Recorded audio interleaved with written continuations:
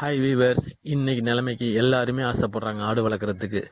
அவங்கள தடுக்கிறது என்னென்னா, நமக்கு விவசாய நிலம் இல்லை, பசுந்தீவனத்துக்கு இடம் இல்லை, ஆடு மேய்ச்சல் இடம் இல்லை, ஆடு பின்னாடி அலையணும், கஷ்டப்படணும்னு பயப்படுறாங்க. ஒன்றும் தேவையில்லைங்க. காலையில் 1 ஹவர், சாயங்காலம் 1 ஹவர், 2 ஹவர் வீட்டில் உள்ள லேடிஸ் பார்த்தா போதுங்க. என்கிட்ட நான் 4 ஆடு தாங்க இருக்குது. 4 தாயாட்டில் தாங்க ஆரம்பித்தேன். இன்றைக்கி 3.5 வருஷம் ஆச்சுது. இன்றைக்கி 25 நிற்கி இங்கே மொத்தம் 10 தாயாடு இருக்குது. இதில் எதுவுமே நான் அந்த ஃபஸ்ட்டு வாங்கின 4 ஆடு மட்டும்தாங்க காசு கொடுத்து வாங்கினது. மிச்சம் அந்த உருவாக்குன தாயாடு ஃபுல்லாக என்னோட தான், சொந்தது தான். 3.5 வருஷத்தில் நானாக கொண்டு வந்ததான். எங்கள் வீட்டில் என்னமோ என்னோட ராசியோ என்னமோ எல்லாம் கிடா குட்டியாக போடுதுங்க. 10 குட்டி போட்டுச்சுன்னா 2 பொண்ணு குட்டி தாங்க இருக்குது. அதில் நம்ம வந்து செலக்ட் பண்ணி அதில் ஒன்று தான் செலக்ட் பண்ணுற மாதிரி இருக்குது. 3.5 வருஷம் போராட்டத்துக்கு அப்புறம் 10 தாயாடு கொண்டு வந்திருக்கிறேன். ஆனால் கிடா குட்டி ஒரு 5-6 விற்றுட்டேன். 2 கோயிலுக்கு வெட்டிட்டோம், 2 ஃப்ரெண்ட்ஸுக்கு கொடுத்துட்டோம்.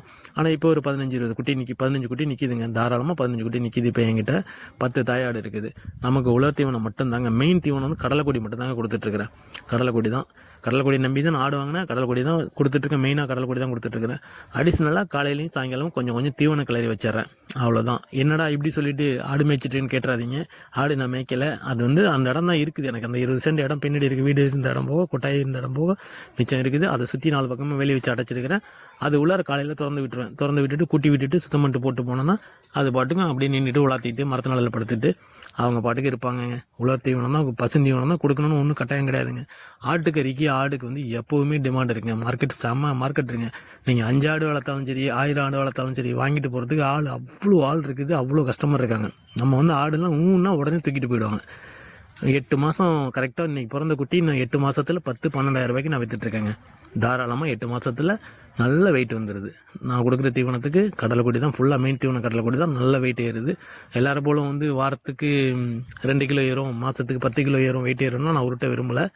நான் வளர்க்குறது தாயாடு தான். எனக்கு தாயாடுலாம் ஆசை. தாயாடு தான். தாயாடு வளர்க்கும் போது கொஞ்சம் கவனமாக இருக்குது. என்னென்னா கிடாக்குட்டி வந்து முட்டாமலோ இல்லை ஆடு சண்டை போட்டுக்காமல் இருந்தால் போதும். அது மட்டும் இருந்தால் போதும். ஆனால் எங்கள் வீட்டு பொறுத்தவரை வரல. அந்த 4 ஆட்டிலேருந்து உருவானதுனால எல்லாம் அதோட பிள்ளைங்க அப்படி வந்ததுனால அதுக்கு வந்து அந்த மேக்ஸிமம் சண்டை போட்டுக்கிற எண்ணம் இல்லை. எல்லாம் ஒன்று எல்லாம் சொந்தமாகவே ஆகிடுறாங்களா. அவங்களுக்குள்ள எல்லாமே ரிலேஷனாக இருக்கிறதுனால அதிகம் சண்டை போட்டுக்கிறது கிடையாது. கிடாக்குட்டி மட்டும் நான் வீட்டில் உள்ளது இல்லாமல் அதுக்கு புளி போகிறது கிடா மட்டும் வெளியிலேருந்து கூட்டிகிட்டு வருவேன். வெளியில் என்கிட்ட இல்லை இப்போது. நான் பக்கத்து வீட்டில் உள்ளவங்க, அங்கே அடுத்த வீட்டில் உள்ளதை கொண்டு வந்து விட்டுருவேன். அவங்களோட ஆட்டை கொண்டு வந்து விட்டு புளி போட்டுப்பேன். அவ்வளோதான்.